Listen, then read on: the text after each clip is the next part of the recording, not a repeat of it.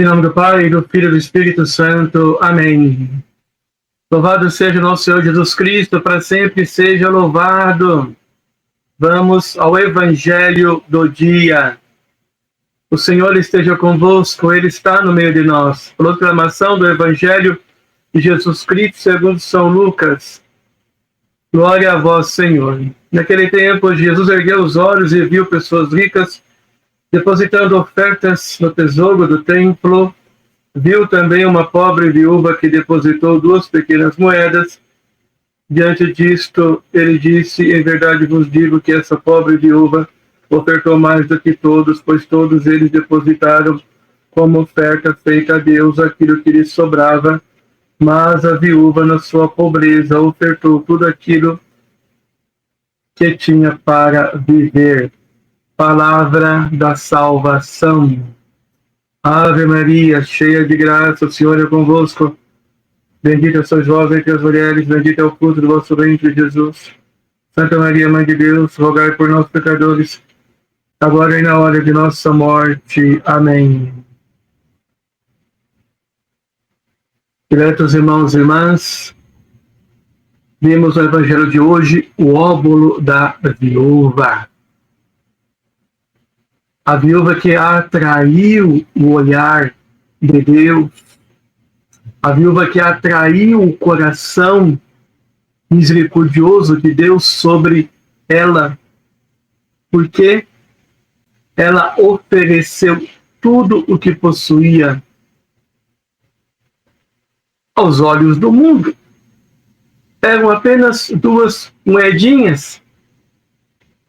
Aos olhos de Deus, era tudo que ela possuía, tudo que ela iria utilizar para o seu sustento, foi ali oferecido a Deus. O óbolo da viúva, na verdade, é a oferenda da sua vida. É oferecer a sua vida em sacrifício a Deus. E este é o sentido da Santa Missa. A Santa Missa é o oferecimento de Cristo no Calvário. Quando a Sacrosanto Concílio ensina que os fiéis devem ter uma participação mais consciente, ativa e plena na liturgia, ensina que esta participação é justamente nesse oferecimento de si, junto com Cristo ao Pai, oferecer-se junto com o sacrifício de Cristo ao Pai, em sacrifício com Cristo junto ao Pai. Aqui está a participação plena, consciente e ativa de cada fiel na liturgia. É o que esta pobre viúva faz hoje, em sua indigência. Oferece 2 moedas, oferece sua alma, seu corpo, seu ser, sua vida, para depender totalmente de Deus e viver da providência de Deus. A intenção, portanto, do seu coração é uma intenção nobre, é uma intenção pura. Ela está fazendo um ato puro de amor ao oferecer-se por amor ao Pai, por meio desta atitude que foi louvada por Cristo no Evangelho de hoje. Que diz o Evangelho? Versículo 1. Jesus ergueu os olhos e viu pessoas ricas. Há ricos na igreja? Graças a Deus. A igreja é aberta para todos, para pobres e ricos, santos e pecadores. E todos, uma vez dentro da igreja, ouvem a palavra de Deus e são convidados à conversão. A conversão. Os pobres precisam de conversão. Os ricos precisam de conversão. Estão depositando ofertas. Viu também uma pobre viúva que depositou 2 pequenas moedas. Nosso Senhor então observou e disse: em verdade vos digo que essa pobre viúva ofertou mais do que todos. Os discípulos ficaram perplexos, porque viram os ricos colocando somas a mais do que ela. Mas ela dando duas, deu mais do que eles. Porque deu de coração, intenção reta, intenção boa. E deu ainda tudo que possuía para viver. Enquanto que os ricos, segundo disse nosso Senhor, deu o que lhes sobrava.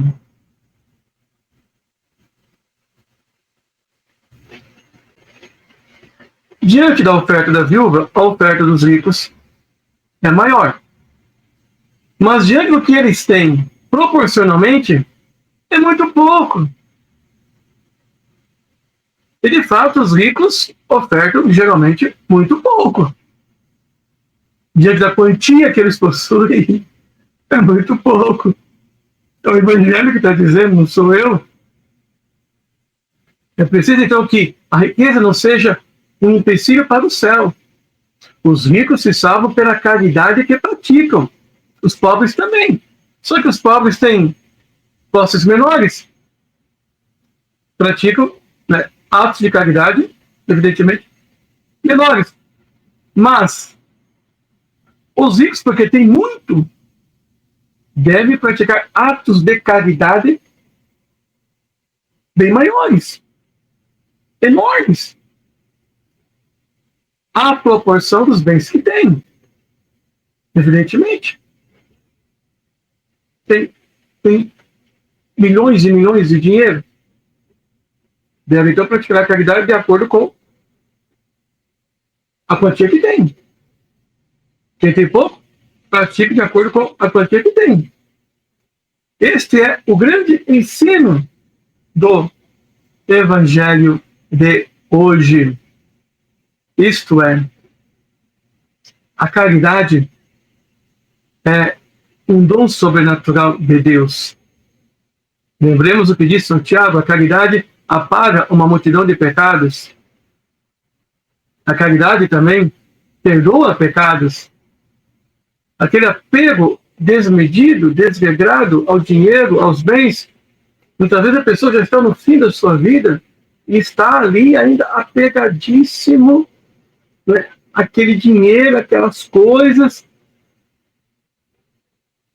E quando ele faz uma doação para a igreja, uma oferta para a igreja, ele já se acha melhor do que os outros, já cumpri minha obrigação? Não. A oferta tua é proporcional ao que você tem. Não é diante de duas viúvas. Não é diante do que uma viúva tem e oferta 2 moedas. Não. Não é porque um pobre vai lá, dá um dinheirinho, você dá um pouquinho mais do que ele, já tem mais do que o outro. Mas você sabe o que ele tem? Talvez ele viva com o salário mínimo, com 2, 3 salários mínimos. Então, proporcionalmente, ele está dando mais do que o rico que tem milhões e deu um pouquinho mais do que aquele pobre que deu. Então, esta é a mente do Evangelho. Esta é a lógica do Evangelho. E é preciso que os ricos compreendam isso. O Código de Direito Canônico tem cânones voltados exatamente para isto, que nos ajuda a iluminar um pouco por que devemos ofertar à igreja. Diz assim o cano 222. Os fiéis têm a obrigação de prover as necessidades da igreja, para que ela disponha do que é necessário ao culto divino, às obras de apostolado e de caridade e ao sustento dos ministros. Então é um dever prover as necessidades da igreja. Então, você vai cumprir o seu dever de acordo com aquilo que a igreja tem necessidade. E qual é a primeira necessidade da igreja? O culto a Deus, o culto divino, a liturgia, construir igrejas, ampliar igrejas, fazer manutenção de igrejas, pagar a conta de luz, a conta de água, o edifício sagrado, os utensílios litúrgicos, cálice, a âmbula, para que não se celebre uma missa ali com uma âmbula toda descascada, aquele cálice já todo descascado, com aquele banho de ouro que assim foi, castiçais, a cruz, imagens sacras belíssimas, E são coisas muito caras. Mas a primeira função do dinheiro que foi depositado na igreja é que seja utilizado para isso, para o culto a Deus, para o culto divino, primeiramente. E a grande parte que deve ser empreendido o dinheiro da igreja para o culto a Deus. Por isso, nossas igrejas devem ter embelezamento litúrgico, arte sacra, que ajude os fiéis a rezar, a orar, a meditar, seja um lugar agradável de oração. Nas regiões quentes do país, ar-condicionado, que não é item de luxo, mas é algo necessário. Enfim, tudo que diz respeito ao culto a Deus. Segundo, as obras de apostolado e de caridade. Obras de apostolado, a formação dos leigos na missão, na evangelização, tudo que é voltado para a pregação, a difusão da palavra de Deus, ajudar os missionários que estão em campo de missão, em lugares remotos, ou seja, tudo aquilo que é empreendido na pregação da palavra de Deus, como este canal do YouTube que eu estou fazendo, pregar a palavra de Deus, por isso também gera custo, se não é fácil. Também o dízimo, a oferta é utilizado para isso, para a evangelização que a igreja opera no mundo, nos meios de comunicação social, nos lugares remotos, na formação de milícios, na formação de acólitos, na formação de agentes de pastoral, na pastoral familiar, no ECC, ministros extraordinários da comunhão. Tudo isso gera gastos para formá-los, para ensiná-los. Tudo isso então advém de onde? Das ofertas, dos pobres e dos ricos. Terceiro, o sustento dos ministros. Sustentar bispos, padres, sacerdotes. Sustento legítimo dos sacerdotes.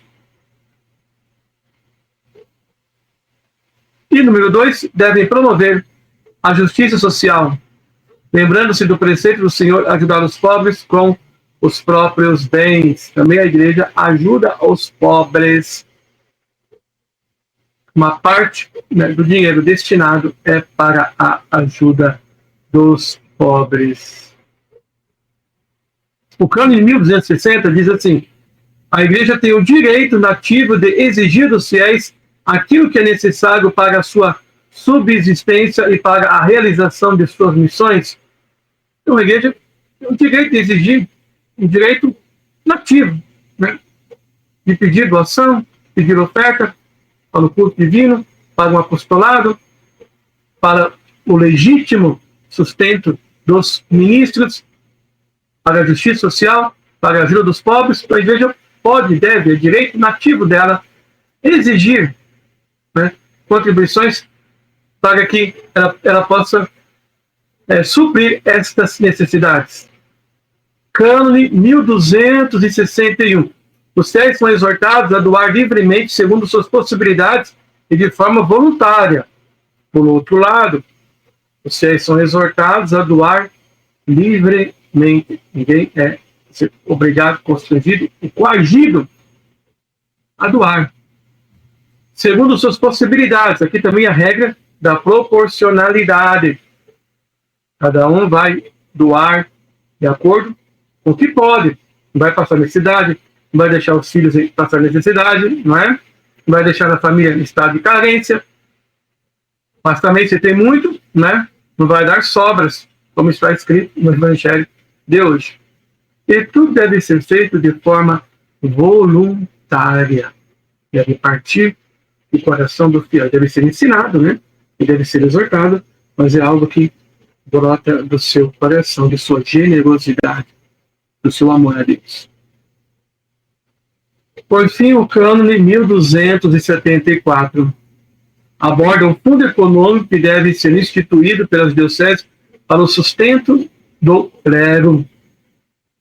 Então, os dioceses devem ter um fundo para poder ajudar os padres que estão em missão, que estão estudando, que estão doentes, os já velhos, idosos, que vão precisar de enfermaria, não ter conta de ter ofício, de ser pároco ou vigário, precisam de ajuda médica, de cuidados, de enfermeiros, pessoas que cuidem dele. Então, também, esse dinheiro recebido é também uma parte destinado a cuidar dos sacerdotes. E Papa Francisco tem falado muito sobre isso, cuidar muito dos sacerdotes já idosos, doentes. Por fim, o óbolo da viúva compreende tudo isto. Ela deu 2 moedas. Ela deu tudo o que tinha para viver.